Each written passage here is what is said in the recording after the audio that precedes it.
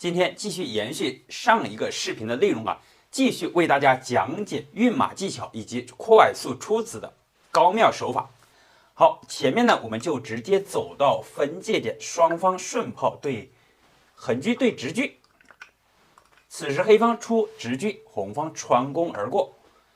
黑方眼见于此左边按兵不动，选择士4进5，也就是这一步棋给红方留下了一个机会，红方进车卡住。这里前面我就不做过多的讲解，其实我们可以结合上面2、3个视频一起观看一下。接下来平车准备倒吃炮以及压马，黑方避让。好，走到这里之后，红方选择兵器进1。此时黑方深车过河，也有进车巡河的变化。深车过河也是提前埋伏在这里，准备吃兵压马。红方马8进7，这里就体现了黑方刚才称势的稍微有一个好处，他是选择吃兵压马之后呢，接下来暗藏直接进去吃马。红方显然跃马而上，马7进6的话就直接踩上来。那么走到这里之后呢，黑方前方没法吃马，他后方子力没法输出，所以说选择了一个炮2平4。其实在这里我们也讲过黑方走卒气进1的变化，因为走卒气进1的话，防止红方上马前踩马后炮后踩车。好，他这里走的话也是有他的目的，一招3用，即锁住车，缩小红车的活动范围，接下来还有退车吃马，同时主要目的是车1平2，达到一个通过出车抓炮抢到一个先手快速出车的手法。好，那么走到这里之后，红方直接上马踩车。此时黑方平车抓马，还有退车抓马这2个变化。那么前面一个变化我们讲了他平车抓马的前半部分。好，走到这里之后呢，红方依然是上马踩着中炮。接下来留给黑方2个抉择，第一是直接飞象吃马，第二出车抓炮。飞象吃马的话，被我们红方来一个炮8进5的话，这里打象打马的话，黑方是连连败退。所以说今天我们继续看第2个变化，车1平2抓炮。这里飞象吃马的变化，其实我们可以结合借鉴前面一个视频一起观看一下。那么走到这里之后呢，红方此时没有逃炮，因为这里马已经踩了一个炮，已经很划算了。即便是弃马也要弃得有意义，就直接先跳马将军。那这里是绝杀黑方仅此退车回来守住。先跳马的目的就是把黑方这个车引到自己老家，而且塞到角落里面。此时红方再次进炮压制，球们觉得这2步棋先跳马再进炮，这样的话把黑方的2个车全部都目前来说控制住，黑方也没有办法平车吃马。好，那么走到这里之后呢，红方赶紧跃马而上。上马的目的主要是加强前方火力增援。那这里为什么没有车9平8先出车呢？既守住炮，同时出车，在我们下象棋来说，感觉是最为快，而且是最为好的招法呢。狮子在这里，如果说你车9平8的话，黑方平车出来的话，那这样的话，你这个马的话就抢不到先手。好，走到这里之后，黑方又该如何抉择呢？其实我们可以跟着一起思考一下，看看黑方该如何走呢？眼看好像有炮4平5，既补后中路，同时反架当头炮，而且他这里还有一个飞象。首先我们可以看一下，如果说平炮的话，那这里上完马之后不是打着中兵吗？实则红方有马4进6，直接往上跳，这里依然是咬着这个炮，同时护住自己的中兵。而且黑方架中炮之后呢，他这里还有一个弊端是什么呢？很容易遭到红方车9平8，首先先守住，还有一个直接马6进7，这里借助上马，同时踩着车抢夺一个先手。但是最为重要的还有釜底抽薪，一招3用。红方随时有平炮过来打车，当你车闪进去之后呢，他这里还有平炮过来对你这里形成一个牵制。所以说黑方这里平炮的话，稍微贻误战机。好，这里我们是中局分析一下。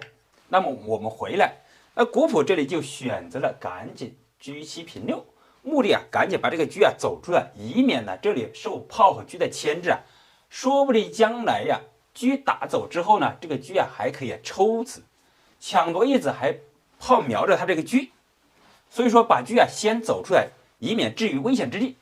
好，那么走到这里之后，红方又该如何行棋呢？红方这里直接来了一个再次马踏中卒，从中路先弃后取，来一个交换突破。那黑方怎么办呢？此时如果说你平炮的话，那我这里直接上马踩着车。那这样的话，首先我们可以演示一下，还不吃你这个马，直接上马踩车。你这里打炮的话，那我这里踩车显然不划算。同时这里还把你给牵制住了，车一旦走开的话，这里再出车的话，同时还有进炮打中炮，显然黑方丢子。好，那他这里怎么办呢？能不能车6进2呢？这里先给你卡住，然后再上马吃马的话，这样的话好像黑方稍微能够守住呀，使得这一步棋也是万万不能走的。如果一走的话，红方直接上马，这里前踩着车中路进行一个牵制。最为要命的是借助这个马车下里将军绝杀，这样的话你中路还必须得补后，当你补中路的时候，车丢掉了。所以说这步棋显然是一个败招。那黑方不吃白不吃也是迫不得已。此时红方再次中炮发出，这里一将军，这就体现了刚才上马吃卒，以马换马，先弃后取的好处。这里将军黑方怎么办呢？这个士撑不开因为这里有炮打车，还有车吃车，那没有办法，仅此平炮塞住。好，那么走到这里之后，棋友们又该怎么走呢？换做你的话是选择出车吗？这里我们又要给大家介绍一个非常好的方法，还是故技重施，先不要着急出车。士6进5的话，这一步棋可以说是稳中带狠。为什么这么说呢？黑方2个车目前来说出不来，帅5平6的话，进车下的话就是个铁门栓杀。那黑方没有办法先要破铁门栓的话，要么跟住炮，要么对调车，进去抓炮。那么走到这里又是一个小小的技巧问题了。这里抓炮，红方能不能退炮呢？棋友们可以跟着一起思考一下，如果说不能退炮的，又该怎么走呢？换作是你的话，如何稳住中炮的优势呢？这也是今天非常关键的点。此时我们可以看，如果说你这里退炮的话，黑方可以平车中路跟你进行对死炮。一旦炮对完之后呢，反而他这里稳固了后方，还有可以战线拉长，还够得一番折腾。那古朴高手就是行棋万万让你能够想不到，退炮形成一个担子炮，这样的话强行保住中路的中炮牵制。那黑方也没有办法，现在怎么办呢？眼睁睁的看着红方接下来帅5平6，他也没有办法，仅此弃车换炮。此时红方平炮打掉，这里打完之后还打着车卒3进1，车9平8守住。那黑方这里目前来说还有车马炮3子，但是他丢了一个车，显然他的子力没有红方更加有优势。此时他再次进卒吃掉，先夺得物质上的优势。但是红方双车一炮，还有3个兵，这3个兵呢也是将来的大作用。此时这里又有巧妙的运子手法，直接进炮一将军。那黑方这里怎么办呢？象飞不开如果说退士的进车吃士，再次进去一点就是个绝杀，仅此回马踩炮。这也是红方弃炮换马的一个妙用，进车吃掉。此时接下来吃象的话就有杀棋即便是你这里退士的话，也是吃完象之后还能够吃掉卒。黑方也没有办法平车，既守住象，同时也守住卒。好，那么接下来这里又体现了第2个行棋的运子技巧。棋友们可以再次跟着一起思考一下，红方双车的黑方是士象全，而且现在守的非常的稳，同时他的中路对我们还有牵制，该如何走呢？接下来只需要一步棋就能够决定全局的命运。好，我们话不多说，黑方直接来了一个车8退1。为什么说这步棋走的比较好呢？既卡住象，不让这个象乱飞，同时接下来还有车8平7，强行跟你对车。这里一旦对完车之后，显然黑方是一个单炮，即便是4个卒他也是无济于事。显然单车配合3个兵红方有优势，能够迅速拿下。这也是巧妙运子以及对子的技巧，稳住优势，把优势逐渐放大。这是前面呢，当红方上马的时候，黑方车7平6抓马的变化。那么我们继续看它还有第二个变化，就是当红方上马的时候，踩着车和马的话，黑方退车，既把这个车交给卒，同时这里还吃着红方的这个马。那么显然红方如果说上马换马的话，这里1步、2步、3步、4步，包括活通马路的这个兵呢，5步棋瞬间化为乌有。虽说黑方平炮打过来，红方能够炮打中卒，1炮正5子，但是他完全还可以退炮打车把你这个车打离开的话，这里就能够摆脱这个困境。所以说红方依然采取前面相同的手法，以马换炮。这里踩完之后，黑方如果说不吃的话，接下来上马卧槽将军就有绝杀，所以说干脆吃掉。此时红方再次进炮打象。那么好，走到这里又出现了今天非常精彩的局面了。这里打象怎么办呢？也没办法，炮象马都走不开，黑方干脆果断直接吃掉。显然守不住这个象那么红方平炮打着象，这里一将军，此时不能士5进6，如果士5进6的话，进炮一打重炮绝杀，所以说黑方在这里只能士5退4。好，那么走到这里就是今天关键点来了，好像红方能够退车吃炮，但是你这里一吃炮的话，他飞象吃你的炮。所以说你还能平车吃炮，这里一将军把他这个马抽掉，但是这样的话战线稍微延长了一点。好，那么我们就看看古朴高手是如何行棋呢？这一步棋接下来至关重要。可以说这步棋如果说能够想到相信棋友们也是1等1的高手。我们看一下退车吃炮不太合适，显然是个交换，该怎么走呢？这就是今天要为大家介绍的车9进2。这步棋是能够通过2步棋迅速出车，达到前方阵营攻杀的目的。为什么这么走呢？因为如果说黑方不查的话，红方进炮打中卒一将军的话，这里就把黑方这个车给抽掉了。所以说黑方赶紧退车，此时再平车抓炮，这样的话借助优势抓子的力量，然后迅速投入战斗。双车夺炮，黑方这个炮他没法走开如果说炮一走开的话，双车夺底式就形成双车错，容易绝杀。他也只好把这个炮交给车守护。其实黑方在这里交给车守护着，看似好像是红方能够双车夺炮，实则这是一个简单的交换。因为当你2个车吃完之后车在这里之后离开象口，它可以飞象吃掉你中炮。这样的话，显然黑方还稍微高兴一点，摆脱了攻杀的燃眉之急。但是这里万万没想到，红方来了一个兵5进1，以进制动。这里以慢打快怎么办呢？进兵就防止了你平炮到中路，同时这里还有再次进兵斜炮，黑方也没有办法，车1平2，赶紧出车吧。此时再次兵5进1，小兵以慢打快。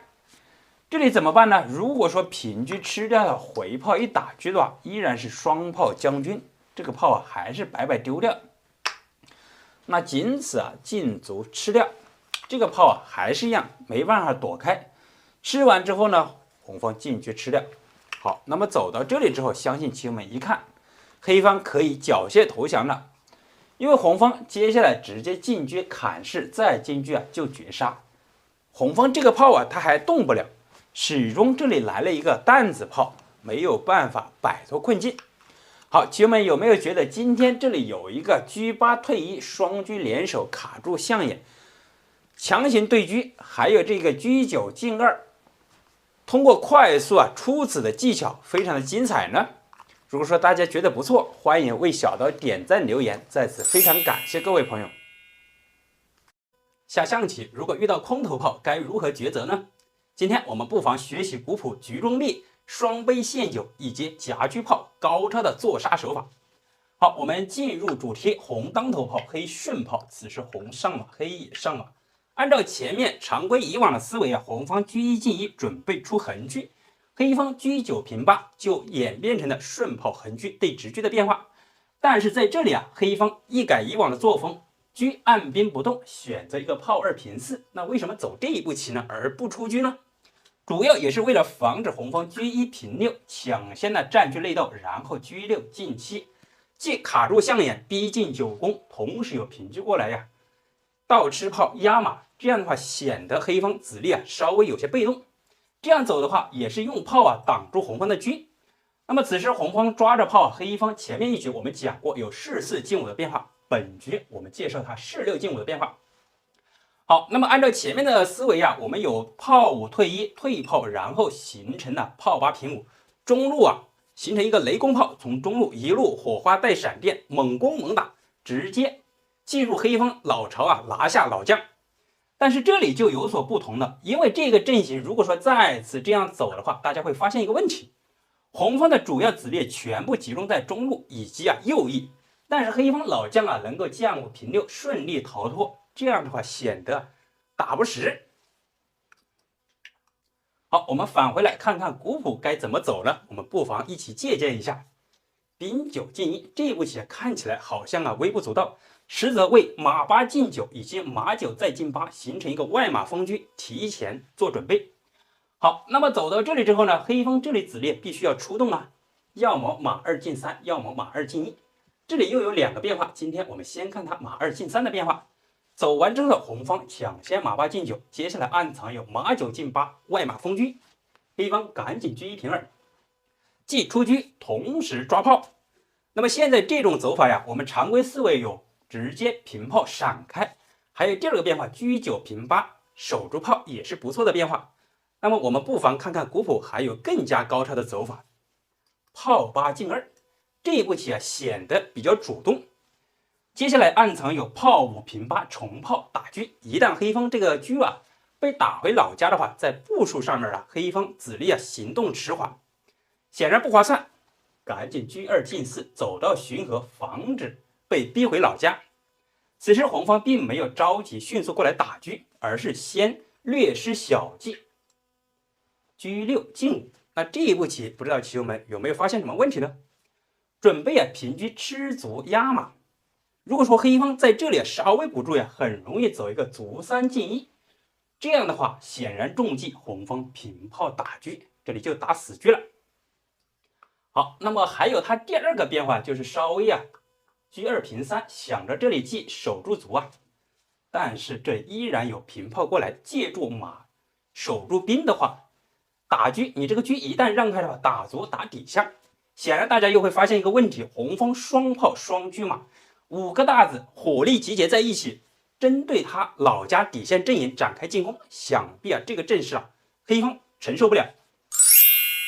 好，这是简单的一个小小的计谋大家掌握一下。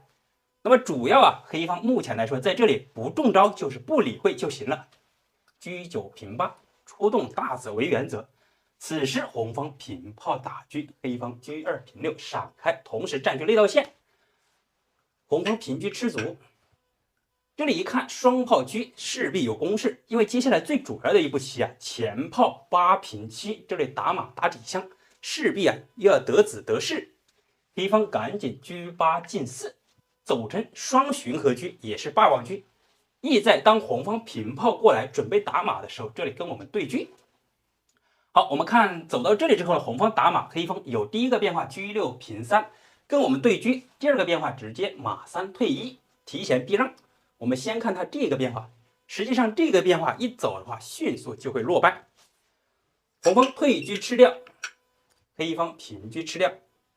那么吃完之后呢，这里看起来好像黑方目前来说双车都已经出动，红方的车目前还待在老家。那这里黑方又活通了马路，感觉黑方占了便宜，实则在这里有一个巧妙的双杯陷阱的走法。红方炮8平7的话，这里接下来就有炮打马，然后瞄准底象。显然黑方这里马和车都走不开，比如车闪开了，随便走一步的话，我们打底象闷攻。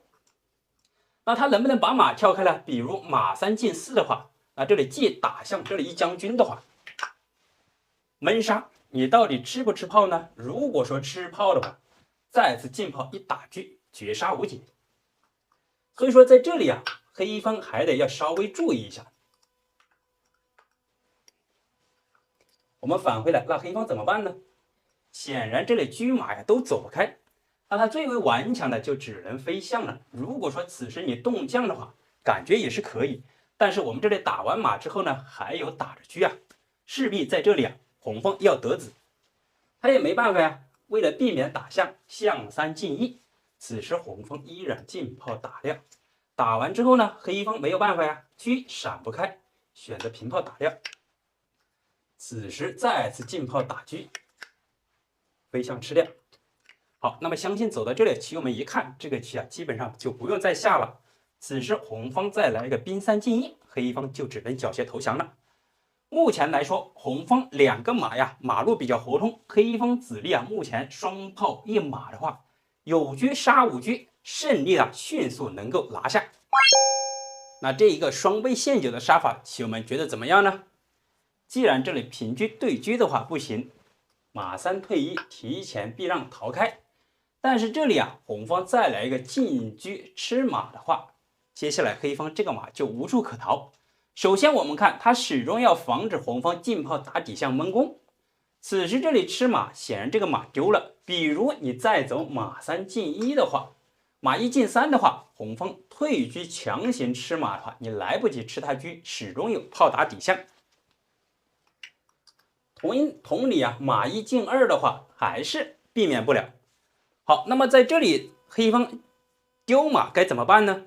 棋友们也可以跟着一起思考一下，假如现在你站在黑方的话，有没有巧妙的手段呢？那么接下来这一步棋啊，黑方就走了一个惊天大阴谋，稍微不注意啊，这里就弃马前方有攻杀。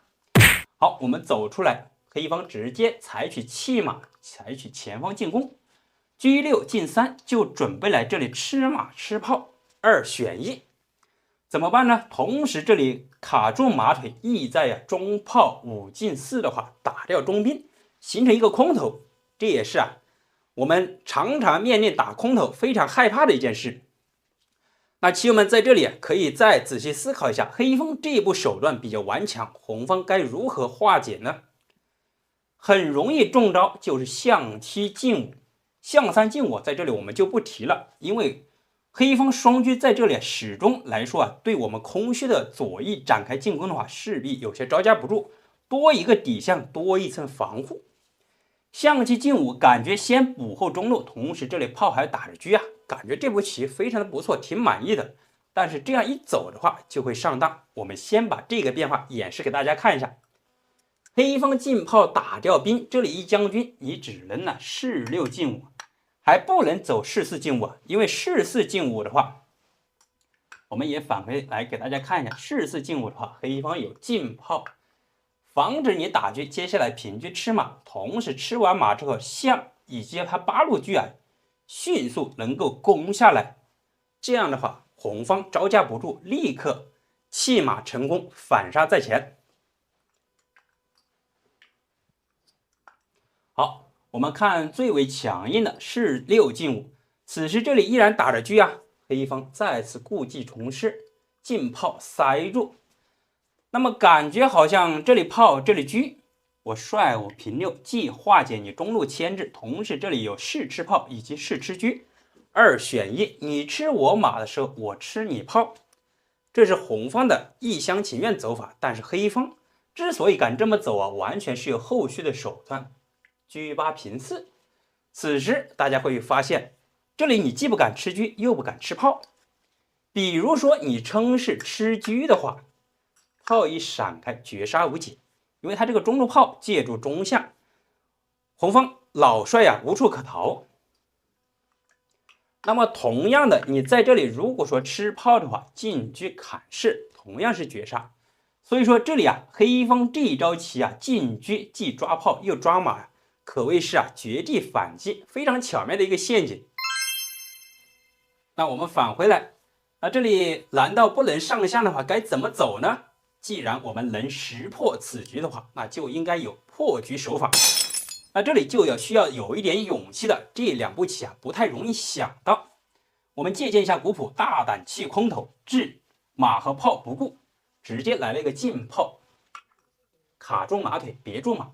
接下来直接的就是进炮打底象闷攻。此时他这里既来不及平车吃马，同时也没有时间呢进炮打兵，仅此逃将。那么我们看啊，他如果保兵的话，象飞不开，士5进6还是士5退4退6啊？其实我们在这里都有进炮，这里一打底象一将军。那么你现在称士的话，重炮绝杀，因为车封锁下二线，老将动不了。所以说他在这里唯一的比较顽强的走法，赶紧将5平6，提前逃命。此时依然是进炮打象，这里一将军只能将6进1。大家就会发现刚才这个进炮的妙处，既卡中马腿，同时这里还有抽将。那么此时接下来红方退车一将军，先把他这个车给抽掉。黑方现在怎么办呢？感觉好像有士5退6以及士5进6把士撑开呀。但是这个啊，不管是你退还是进的话，始终都把黑方老将啊逃生的道路啊封锁了一条，这样啊势必不稳。那么可能棋友们会认为，我这里能不能退炮呢？这里退炮咱们古谱没有走出来，但是我们也给大家解释一下。因为你这里如果说退炮了，红方可以先吃完车之后呢，接下来暗藏有退炮，这里既打，我们演变一下，这里既打你的炮，同时还打你的马，这里还依然将着军。这里也是啊，黑方为了防止前方进攻无力，后方阵营失守的话，所以说直接干脆果断选择了一个铤而走险，将6再进1，爬上3楼。好，刚才这个炮在这里啊，此时红方平车吃车，吃完车之后呢，那么现在啊，黑方心想，你该吃也吃了，该打也打了，该轮到我了。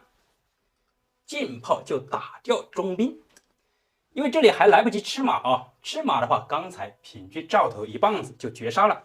这里打完，感觉这步棋非常的厉害，因为接下来有平车啊，这里空头怎么办呢？如果说你进帅的话，他平车吃马，那这里再次启用我们的智慧思维，再帮着红方思考一下，面对这种情况，空头接下来平车有抽将，该怎么走呢？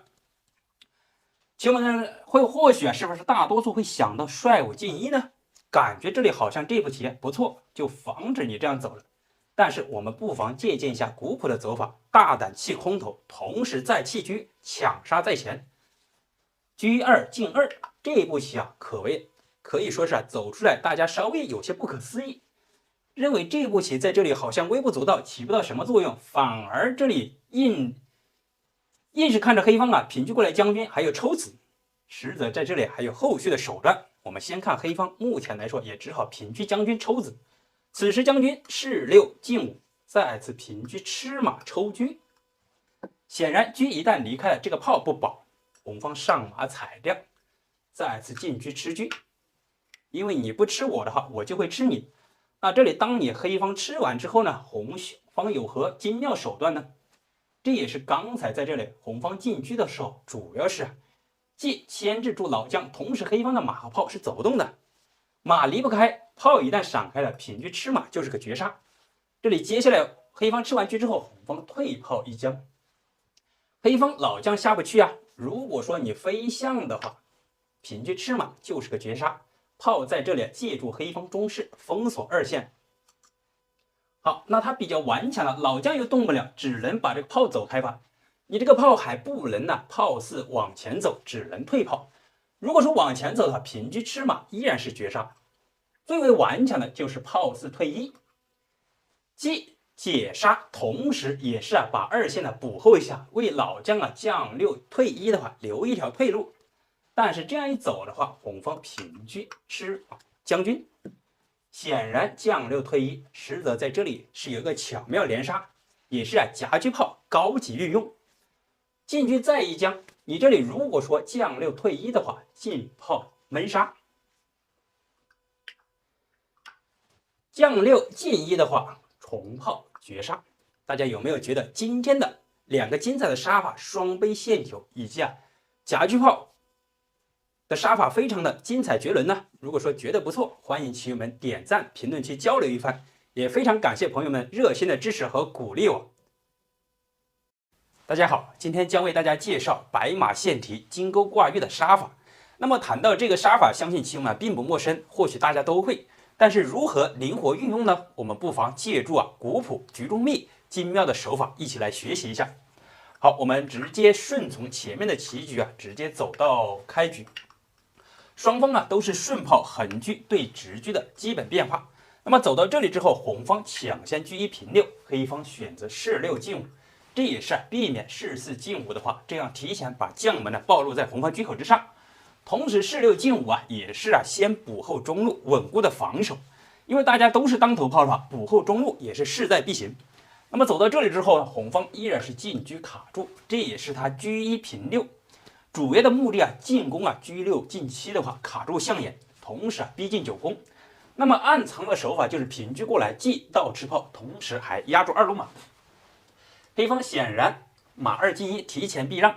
那么走到这里之后呢，前面我们有提到过兵7进1，但是面对红方士6进5的话，显然红方的子力目前来说右翼他出子比较慢，选择了一个兵9进1，这步棋看起来好像微不足道，实则为后面的马8进9以及马9进8起到一个外马封车，提前未雨绸缪。此时黑方走了一个车8进6，深车过河。那么它还有一个变化是车2平4在这里前面我们已经为大家讲解完毕。此时走到这里之后呢，红方选择马8进9，提前跳边马，这样的话也是为了活通炮路。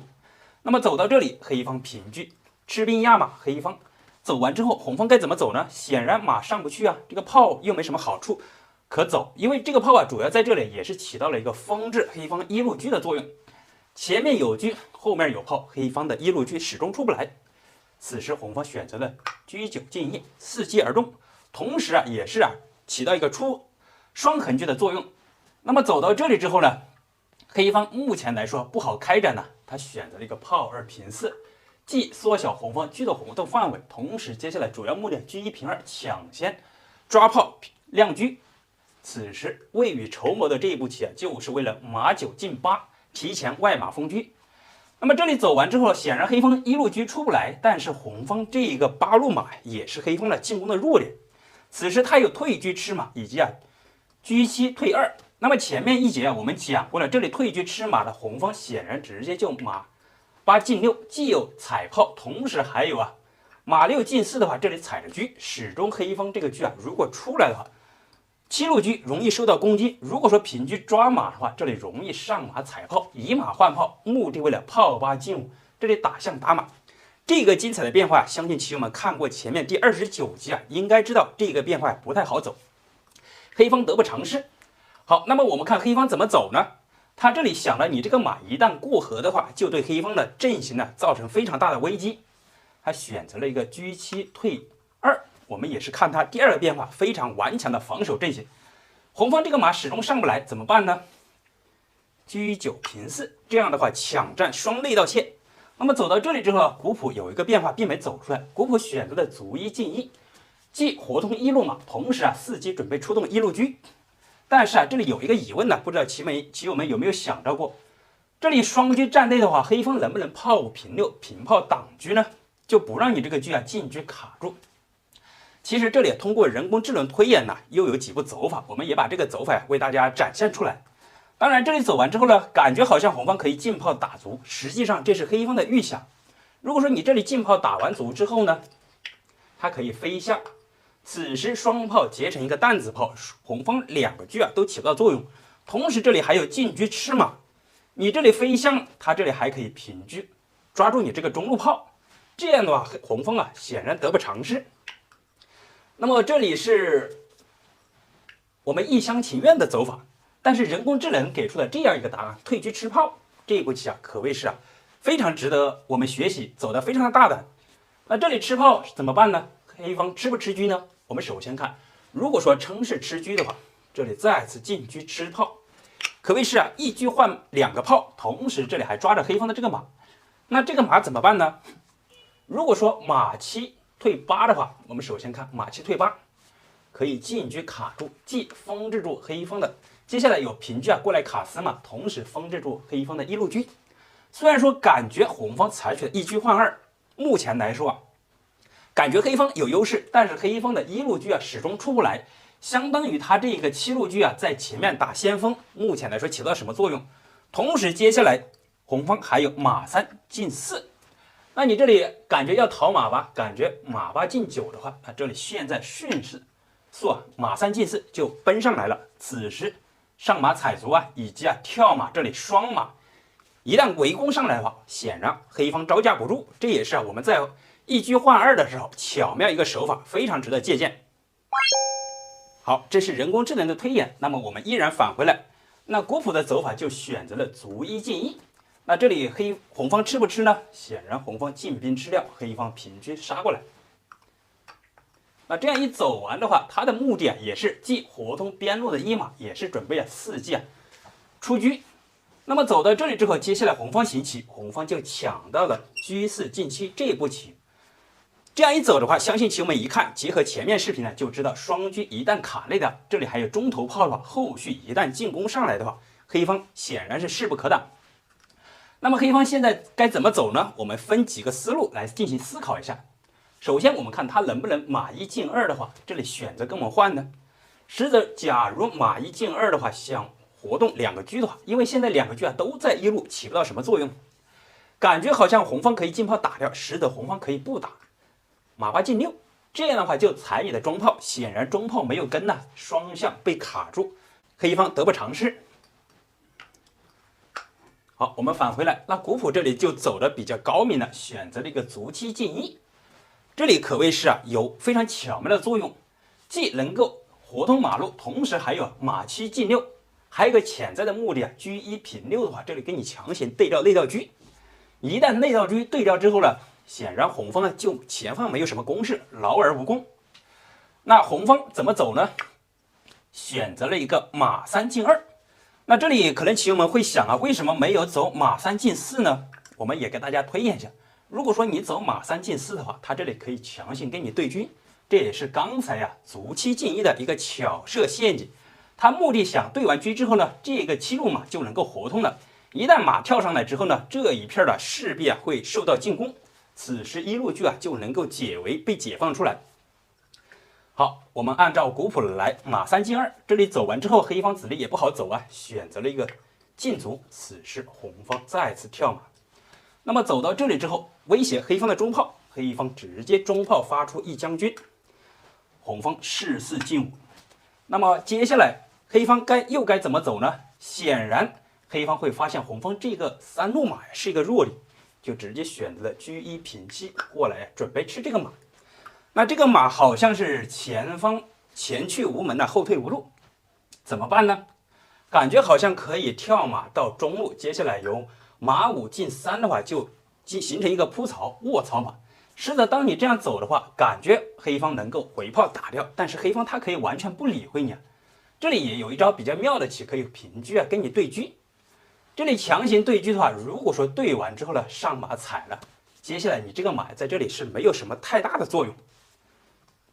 好，那这里也是我们潜在的一个分析那么红方该如何破局呢？眼看这个马好像会白白牺牲，如果说马三进五的话，黑方不打你，那这里棋友们可以跟着一起思考一下，这一局可谓是接下来这一步棋也是画龙点睛破局的精妙手法。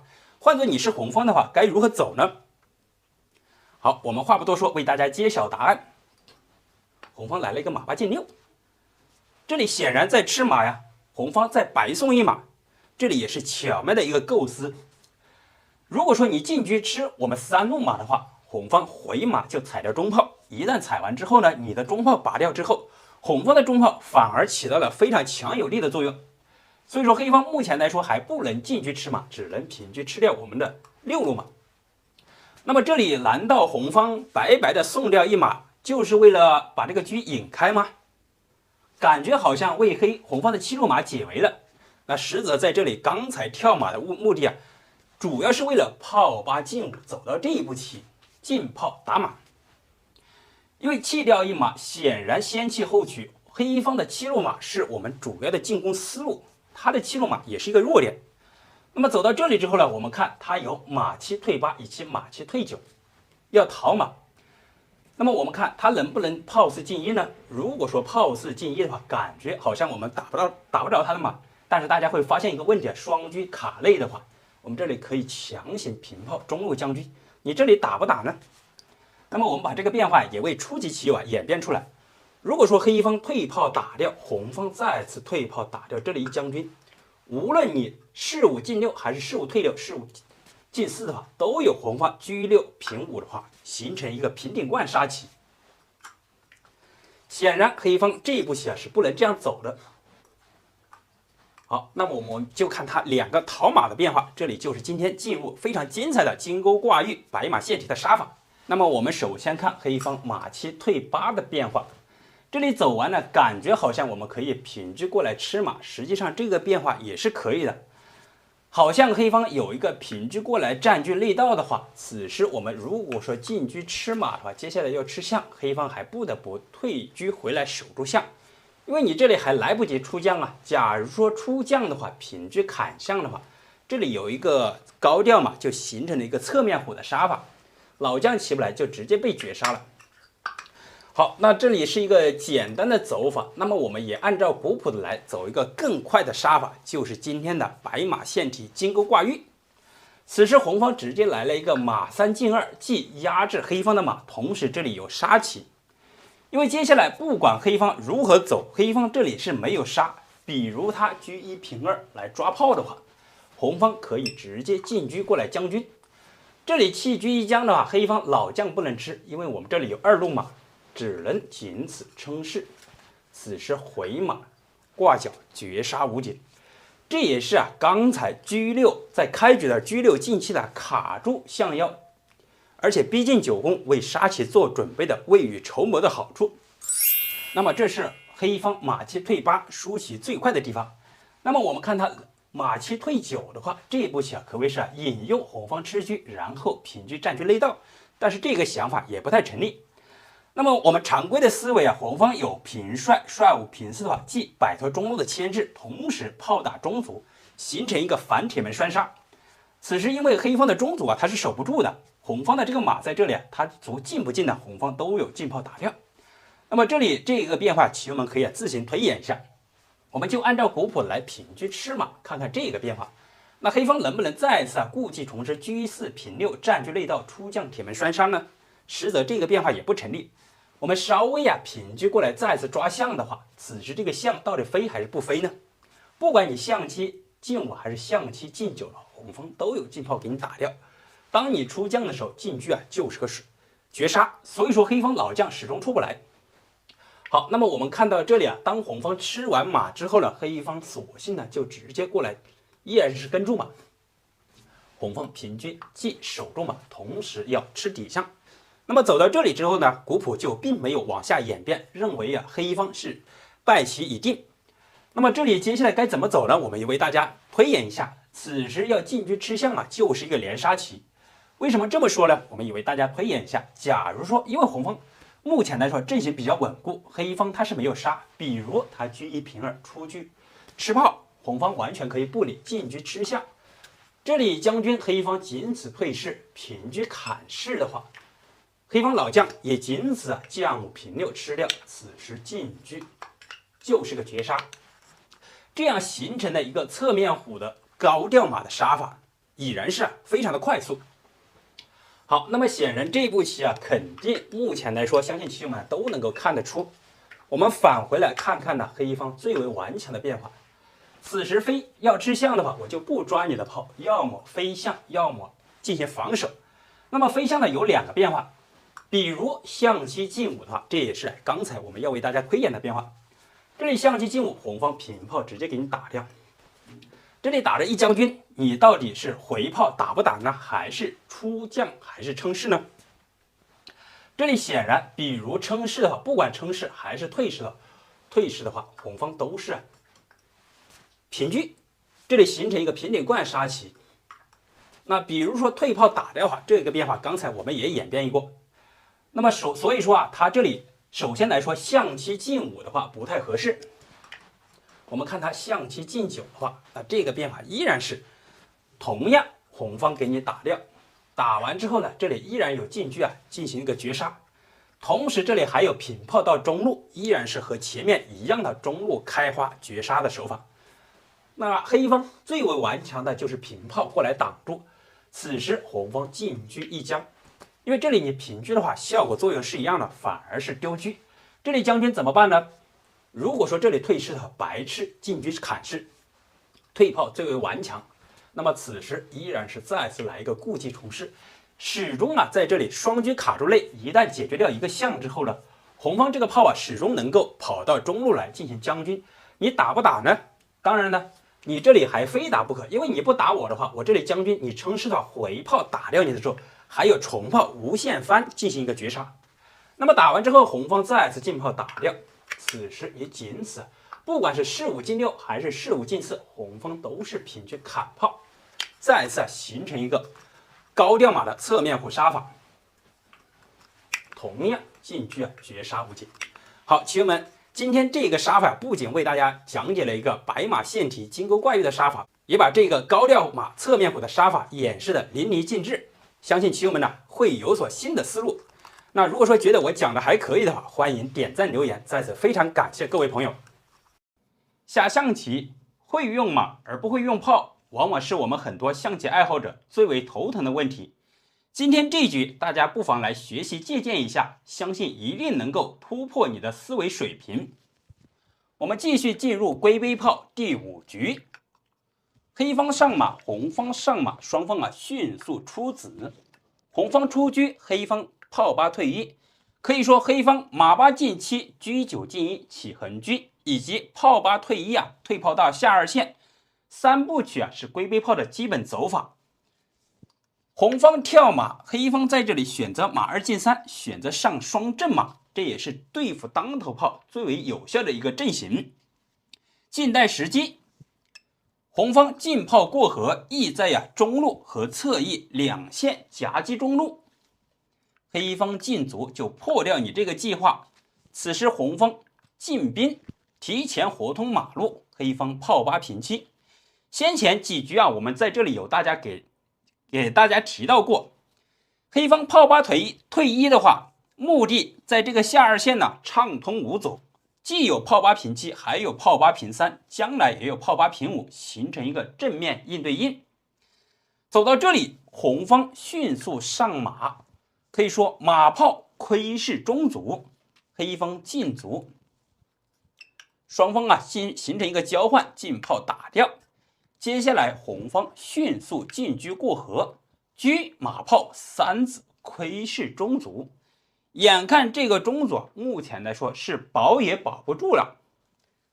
那黑方在这里选择快速出车，这里也是交给红方做如何选择呢？车马炮3子抢，黑方双马守，肯定是3个打2个，3个是必胜的。红方果断选择上马踩掉，黑方上马吃掉，进炮打掉马，上马踩掉炮，平车吃马先手来一将军，平炮挡住。在这个局面之下，已经形成了简单的开局定式了。目前来说，红方是双车马炮，黑方是双车双炮，在兵种上面红方是略为占优。同时红方目前来说有4个大兵，最为重要的它这里还多一个中兵，在很多时候中兵是更加的有优势。那么黑方如何采取有效绝地反击呢？这里就必须得仔细思考一下，针对红方的阵型采取有效的措施。现在红方行棋，它这个车的缺点就是目前粘住了中路，势必飞向将来车好脱身。此时黑方抓准时机进车卡住象腰，目的车一闪开的话，势必这里对中象有所窥视。现在中路不动，选择快速车9平8，把后方的力量启动出来，加大前方的进攻。那这里就给黑方出一个难题，黑方在这里一定要仔细了，稍微不注意，很容易走出一个车1平2的眼光招。大家看看你会不会犯这样一个小错误呢？如果说这样走的话，红方进车砍掉炮，先手将军，黑方飞象吃掉的时候，平炮中路一将军。那么好了，这个车被抽掉了，抽完之后，红方是车马炮3子，同时炮控制中路，黑方单车炮，红方锁定胜局。这是一个小小的失误走法。那黑方正确的走法又该如何进行呢？显然红方这个车目前来说没有出动，黑方有效的子力就是前方这个车以及中路炮，包括七路这个炮。这时候就要想到一个象棋的定式，残局炮回家，把这个炮退回来，利用老家的士象成为炮架，才能够发挥出它最大的作用。此时红方先下手为强，进炮到底线，既封制车不让你出直车，同时在这里在底线又是有一个威胁。那黑方现在索性也不管了，依然是重炮中路，红方平车闪开，这里要吃底象。接下来双方就进入今天最为激烈的场面了。那现在黑方行棋，棋友们在这里不妨暂停一下手机屏幕，进行思考一下，如果是你的话，看看接下来如何行棋呢？为黑方出主意。那我们在这里分析一下，红方显然要吃底象，黑方先下手为强，既有进炮打象，还有进炮打兵。这两个走法可以说一个能够决定胜负，一个能够速败。首先我们看一下，如果说直接进炮打掉兵的话，先手将军，这必然是没错的。但是红方一称势，你再次进炮打象，这两步棋连续将军同时控制中路，感情心情很爽，但接下来就不太妙了。这里一将军，红方出帅，此时要进车吃象，务必飞象补后，看起来没毛病呢。我这几步棋走的相当的不错而且也很可以但是红方只需要一招把拳头收回来，更加有力度的打出去，那黑方基本上可以缴械投降了。退炮打车的话，车闪开，这里吃着炮，你如果说车一平二形成牵制，他这个马给车生根，不担心，依然有这里平炮打你车。那这里是一个非常潜在的眼光招，所以说我们一定要仔细分析一下局势。好，我们返回到这里，看看正确的走法，看看古代高手的行棋思维。采取进炮打掉象，这里就防不住的话，就索性让你吃好了。红方进车吃象，吃完之后，这里又得是非常精妙的思维了。那接下来如果说你这里进炮的话，退车吃卒，吃完之后这里还是将着军，这里有抽，你如果说飞象或者说炮不动的话，他这里就退车就是个闷杀。那么好了，现在我们先看看比较眼光招的走法。选择飞象，看起来这步棋很不错那现在如果说你这里退车吃卒的话，那么好了，我平车砍炮跟你对调，你吃车我吃车。显然红方是不会这么走的，接下来红方有两个走法，感觉退车，因为这里如果说退车将军的话，我们平车砍炮，他如果说进车吃了，那么我们重炮，这里一打兵，将军可以说这步飞象既窥视车，同时也进炮有杀棋，这是黑方的理想状态。当然大家会觉得这步棋还很不错，但是红方是不会这样上当的，因为红方他完全可以退车一步这里再来一个叫杀。现在没有办法，你只能眼睁睁的，如果说退象的话，那再次进车吃，将来还是退车白白送子。当你平车砍掉炮的时候，他进车不再进车吃你的，而是先平车砍掉你的炮，先来一个解杀。当你称势，此时进车砍掉。那么好了，这个棋局之下，红方车马，况且有4个大兵，黑方目前来说中炮还被拴住，同时在这里在残局马胜炮也是一个定式，局势有利于红方。这是黑方飞象的变化，可谓是道高一尺，魔高一丈，红方更加的有手段。那么接下来我们就看看比较好的正确行棋思维。首先平炮闪接来一将军，红方称是这个棋的目的主要是隔断红方的车炮，此时再次飞象。先前飞象啊是没有什么毛病，但是这里是存在一个顺序问题，稍微不注意啊就容易落入败局。飞象吃着红方这个车，势必车要走开，退车啊窥视中象。此时黑方啊就不要得意忘形了，感觉能够进炮打兵呢，先来一个将军呢。但是你这样一走的话，将来呀平车砍中象的时候，务必容易反抽。平车吃掉炮。其实走到这里之后了，黑方已经获取优势。那接下来我们看看红方还有没有更加巧妙的手段呢？此时红方能不能平车吃象呢？这里也是为我们大家提供一个错误的思维。如果说这里吃的话，好了，平炮闪击将军，这里车吃着车，炮打着车。你出帅的话，先手吃车将军，然后退炮打车，双车化为乌有。如果说退士的话，或者说乘势的话，那么好了，退炮打车，重炮先将军，再次吃车，黑方锁定胜局。所以说这个象的诱惑力也是非常的强。红方比较好的走法就是帅5平6，摆脱你中炮的牵制。此时黑方平炮到4路线，提前做好埋伏。平车吃掉，先手将军选择称势。那他这里能不能平炮将军这里来抽车呢？实则他这里有马，车马呀，始终在这里保护底车，你是抽也抽不到。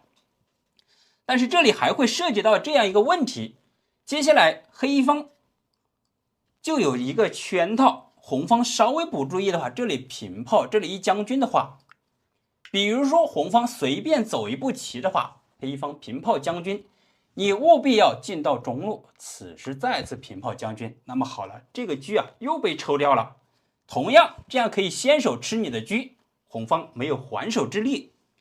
所以说在这里红方也得要注意了，红方提前闪车，把车走开，接下来黑方平将而出，退车回来，双车夺炮。棋友们在这里也可以再次进行思考一下，如果是你的话，接下来如何巧妙采取有效攻势呢？双车抢炮，如果说炮退回来的话，那他这个车立刻被杀出来了。你进炮封制的话，目前来说这个炮同时它也牵制住你的子力，一个牵两个的话，显然黑方在这里子力稍微受困境，这个马又被放活了。那在这里黑方采取果断出击，采取先手进攻。称势将军首先说明你这里不能称势，炮打着车打完之后形成一个简单的交换，反手还打着马，所以说帅5平6。此时在这里又来一个平炮将军，这步棋就走的比较古怪了，相信大家一看没有这么干的吧。那现在如果说我平车吃炮的话，这里显然平车平炮打车，那现在我不吃行不行呢？我这里也不吃你的，先解退士。当然如果说这里称势的话，可以先吃掉，吃完之后呢再次平炮到中路，显然在这里红方还是占优。红方选择退士，接下来走到这里之后，就是出现本局最为精彩的杀招了。那红方肯定目前来说，这里想跟你拼命对调子力，这里车吃着炮，这里车还吃着车，黑方如何巧妙解围呢？炮5平4，不知道这步棋大家有没有想到？接下来就进入本局刷新你的三观，提升你的思维的时候了。那现在这样走的话，黑方没有杀棋红方也不得不吃车，没有理由不吃你那相信大家一看，黑方是不是走漏了，在这里故意弃掉一个车？难道是拿棋拿错了吗？实则在这里黑方已经构成了杀招。棋友们不妨仔细思考一下，看看如果是你的话，如何走出今天妙手的杀招呢？感觉我如果说平炮将军，他如果说称势的话，我进车砍底士，这不是铁门栓杀棋吗？无论你称哪个士都是有杀棋，但是红方可以平车，这里白送给你，当你进炮打的时候，他退车吃，吃完之后还是车马占有优势，同时多兵但高手行棋往往让人琢磨不透。我们直接为大家分享出来，进车先砍士一将军，红方只能率武进一，再退车先来个顿挫，只能退回去，接下来再次平炮挡车。这步棋需要一定的思维了。这里将军红方仅此称势，接下来车战花心，一招锁定胜局。好了，棋友们可以不妨在这里思考一下，看看红方如果率武平4重炮绝杀，率武平6平炮过来绝杀，大家有没有觉得今天最后的杀招让你水平和思维有所突破呢？好了，今天这局就为大家分享到这里。如果说你觉得还不错，欢迎点赞评论，长按点赞强烈推荐一下，欢迎棋友们评论区交流，非常感谢。从今天开始这一局起我将为大家讲解古朴集中密红方当头炮如何巧妙破解黑方双阵马的变化呢？这也是前面很多棋友最为期待、最为想看的。一旦感觉对方上双阵马的话，就不知道如何破解。好，我们直接进入精彩的对局。今天不仅是这个变化的精彩开端，同时也为大家分享精彩的终局。双方顺炮应对，迅速上马。此时红方出横车，黑方出直车。红方顺炮出横车的主要目的，车1平6占据内道线，有进车卡住象腰。那么前面我们为大家介绍过了，黑方有马2进1，红方有车9进1，来一个弃马13招，非常精彩的招法。那么它还有士4进5以及士6进5，炮2平4，这4个变化我们前面都已经为大家介绍的非常详细清楚，棋友们可以结合前面视频一起观看一下。那么今天我们就看它最为稳妥的阵型，马2进3。那么为什么说这个变化最为顽固，而且这个变化大家最为期待呢？因为首先来说双马的话护住了中左，同时双马守住底士，也把黑方的2个炮结成弹子炮，显得阵型的4平8稳，红方好像是无懈可击。那么我们这里也给大家演变一下，我们能不能按照前面的思维车6进7的话，进车准备既卡住象腰，逼近9宫，同时这里有封车，还有一个最为隐藏的作用，就是车6平7的话倒吃马。这样的话黑方怕不怕这个变化呢？我们先继续往下演变一下，完全可以不用理会车8进4巡河以及车8进6，因为红方这个车前方是孤军深入，单刀作战的话它是没有什么后续的力量的话，我们进车准备吃兵压马的话，主要是针对红方的空虚的左翼采取一个子力牵制。那么我们看他能不能平车勾马，实则在这里黑方可以炮2进2。如果说此时退车吃马的话，平炮打车意在打红方的7路底象，此时你退车吃卒或者车闪开的话，都有打向将军抽车，这样的话显然是一个开局的弃马陷阱，红方丢车的话必输无疑。好，那可能棋友们会在这里会认为，这里虽然说有一个小小的破绽，但是我能不能兵7进1？挺兵的话，既不让你平炮过来，有这样一个偷袭，同时也是马8进7活通马路。这样的话，我们再往下演变一下，大家就会发现问题。当你这样走完之后呢，黑方马7退5，先稳固一下阵型，形成双马连环，那红方这个车势必在这里就被困住了。此时你再马8进7的话，我平炮过来打马，这是一招两用。首先，为什么大家当在很多时候呢，会担心这个窝心马。这个窝心马的主要的原因呢，是防止你进炮打掉中卒。但是啊，我们这个中卒没有卒5进1的情况下，你打的话势必没有什么攻势。同时，这里平炮的话，既打着红方的马，主要目的车1平2，准备亮车。那么显然，你即便是再上马过来的话，那我们先平车抓一步炮。这里抓炮的话，红方势必这个炮要逃一下吧。比如我们看他炮8平6的话，此时啊就可以采取先手交换，进炮打掉马，这里吃掉，再平车吃兵，这里抓着炮啊，红方这个炮势必逃一手，此时再来一个进炮打掉中兵。显然这个马走了，这个马兑换掉了中兵失守。一旦黑一方抢到一个炮阵5子的话，红方势必要采取防守。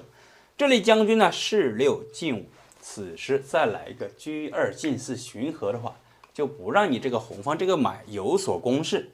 一旦马跳不起来的话，显得黑方双车一炮阵5子的双车通透，黑方已然是反先了。由此可见呢，在这里啊，平车吃马的话，生炮保马以及双马连环是最稳固的一个防守阵型，也是采取前方反击最有效的手段。通过前面的推演，显然红方进车的话卡住象眼的话，黑方是有一系列的措施。那么我们看红方该如何采取有效针对性的进攻呢？我们不妨借鉴一下古朴的高妙走法，进车卒0线，准备吃卒压马。那么此时黑一方要为了保住这个马，又有4个变化。卒5进1，准备形成中路盘头马。炮5平6的话，飞象保住马。它还有2个变化，进车车8进4以及车8进6。今天我们先看它前面的变化。我们首先看卒5进1的话，既为提前上马留出一条道路，同时也是中路盘头马的阵型。那么此时在这里红方平车吃卒，黑一方现在是马3进5还是马7进5呢？这2个变化实则都会丢子，红方进炮打马。这样一走的话，势必红方会抢夺黑方的双马。你现在马5进7走不到啊，马5进3的话退吃，马5进7的话进兵的话，这个马显然是前去无门后去无路，显然会丢子。所以说在这里卒5进1，准备上中路盘头马是最快出奇的。我们再继续看第2个变化，炮5平6。黑方主要的目的是，当你红方平车吃卒的时候，象3进5的话，既补后中路，同时也是用炮给马生根，守住自己的子力。但是红方在这里就会发现黑方有一个弱点，首先你的当头炮拔掉了，此时这个炮还挡住了马腿。最重要的一点呢，先前在这里炮8平5，再有炮5平6，显然多浪费了一步棋。此时兵5进1，意在从中路进攻，你中路始终少一层防护。黑方赶紧象3进5，此时红方马8进7，略施小计就扔出一把飞刀，引诱黑方进炮过来打马打炮得子。如果说你不走的话，红方再来一个马7进5的话，形成中路盘头马。这个中马一旦攻上来的话，那势必造成非常大的进攻。此时黑方进炮打马，红方在这里马和炮显然是闪不开的。你这里进炮一打的话，显然也是一个交换，但是红方采取了一个直接弃马车9进1，黑方在这里也不得不吃先打掉。这里打完之后还打着红方这个马，此时红方马3进5的话，好，那么走到这里，相信球迷一看，显然黑方在这里中招了。目的红方采取一个先弃后取，这个炮目前来说既不能退，同时也不能逃，它无处可去红方达到了理想的状态，形成了一个盘头马顺势接下来而上，势必有很大的进攻。此时黑方一想，这个炮丢掉就丢掉了吧，那就车8进6，准备平车吃兵。当你吃完炮的时候，不让你走盘头马，这个马跳不起来，但是红方可以吃掉，吃完之后黑方平车吃兵。此时看起来好像守住了这里，红方平车吃马，红方平车吃卒的话，既守住了自己这个兵，同时要吃着黑方这个马，这也是非常巧妙的抢夺先手的走法。好，那么现在我们看黑方这个马怎么办呢？马3退5，还是说马7退5，还是车1平3呢？首先我们看，无论是马3退5还是马7退5的话，红方都是可以车1平4的话，进车卡住，势必将来两个马势必腹背受敌。同时在这里一旦红方的子力比较通透的话，势必有很大的进攻，黑方马握中心的容易造成很强大的杀势。好，我们再就看他最为顽强的车1平3守住。那么此时走到这里，红方又该如何走呢？这一步棋是本局的一个关键棋。前方单车中路炮进攻不了这个车1你出来又没什么太大的威慑力，必须要走一步炮8进1，进炮打车，目的把黑方这个车打走之后呢，然后这个马的话就能够活通，一旦马攻上来的话，势必中路开花。此时黑方也没有办法，选择进车吃象，红方跳马。好，那么这里显然是马炮兵，中路形成了一个中路盘头马，接下来进兵的话就势必有攻势，黑方赶紧退车回来守住巡河，红方兵5进1，显然不敢平车吃兵只好选择进卒吃掉。正好红方在这里一个弃兵借卒过河，上马就踩马。那么现在黑方势必要丢掉一子如果说马7进5或者说马3进5的话，我们演示一下，马3进5效果也是一样的，可以直接先进炮打掉一将军，你势必当你在踩的时候再平车吃，通过一炮换掉2个马的话，显然红方得子。所以说他在这里这2个走法都不太合适。当然如果说马握中心的话，那也是再次平车出来的话，显然红方子力双车双炮通透，很容易造成攻杀。他最为顽强的就是马3退5，这里跟我们先抢着一个先手对车，势必能够缓解他的压力。那么好，在这里我们就要学习借鉴一下古朴的招法。好，棋友们不妨暂停一下手机屏幕，想想接下来这一步棋面临着对车，你该如何抉择呢？也可以把自己的想法打在屏幕上面。好，我们公布一下答案。红方在这里并没有先手吃车，而是选择上马吃象。这一步棋就比较厉害了。如果是此时你吃车的话，我上马一将军的话，卧槽就是个绝杀，黑方也不得已被迫象3象7进5吃马，此时进炮打车打象，这里一将军。有道是一马换双象，骑士必英雄，这也是大家在下象棋的常常都会知道这样一个巧妙的作用。此时这里将军呢，黑方这个马怎么办呢？他仅此马5再进3，既解将，同时还保住自己的这个车，此时平炮打掉。好，那么走到这里相信棋友们一看，你现在双炮双车，黑方双车双马，但是显然在这里红方已经得利了，红方抢到先手机会，黑方2个马的话，目前来说子力不好开展，红方双车炮的话，子力比较通透。那现在同时这里还是要解困这个车马被牵的局面，该怎么办呢？选择一个马7进5。如果说此时你再次回马中心的话，那这里我们也可以为大家演示，回马中心的话，红方依然可以平炮，你此时还只得再次把马跳起来，反而这个炮有了可乘胜之机了。好，我们就按古朴的来，马7进5。那么走到这里我们不要进炮打马，也不要退炮打马，因为黑方始终有一个上马这样的话踩着车。此时比较好的一步棋就是控制黑方的这个马路，车9平6，你回不了马所以说在这里黑方也迫于无奈，赶紧卒5进1吧。他也是想借助这个卒的力量，然后过河。此时红方进车卡住，这里接下来就要丢子。那么走到这里古朴就没有往下演变了，认为红方在这里丢子，黑方是必输。那么首先我们可以看一下他能不能走马5进4这里踩着车踩着这个炮呢？实在你这样走的话，红方可以退车吃马的话，强行吃马，你这个卒走不开中路老将和帅牵制住了，这也是控制他马路的最好一个方法。好，那么现在我们再演变一下，看看黑方该如何抉择呢？这里势必要丢子那他选择一个平车过来，你吃我的，我吃你的，我抓一个双，这岂不是很好吗？但是红方可以先平车吃马，这里来一个将军，此时就留给黑方2个抉择，到底是退车吃炮还是进车吃炮呢？首先我们看它要称势吧。如果士6进5的话，退车吃卒，此时你无论吃哪个炮都是平车甩过来，这样的话很容易形成一个绝杀。即便你出将的话，也是能够形成双车错的走法。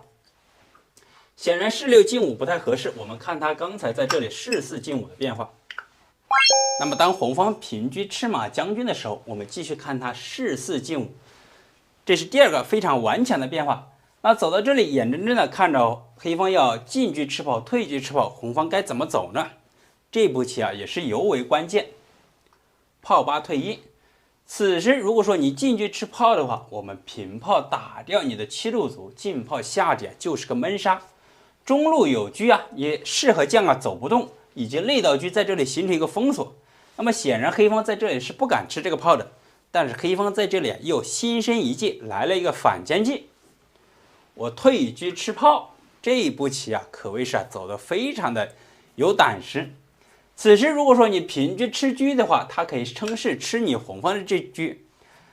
吃完之后呢，你是车炮，黑方是车马，显然黑方在这里目前来说还有4个大卒的话，那显然黑方还能够有反先之势。但是在这里红方不得不要学一招巧妙的战术，4车相间。平车吃马就直接弃车，你吃我车，我吃你车，4车相间呢必定残杀。首先我们可以看黑方该怎么吃车呢？如果说他进车吃车的话，我们吃掉他2路车。他最为不好的是平车吃掉我们中路车。首先我们可以这样看一下，如果说吃掉5路车的话，进车吃车这里带着先手将军，此时在进炮下点，势必他2个双士会被我们炮给破掉。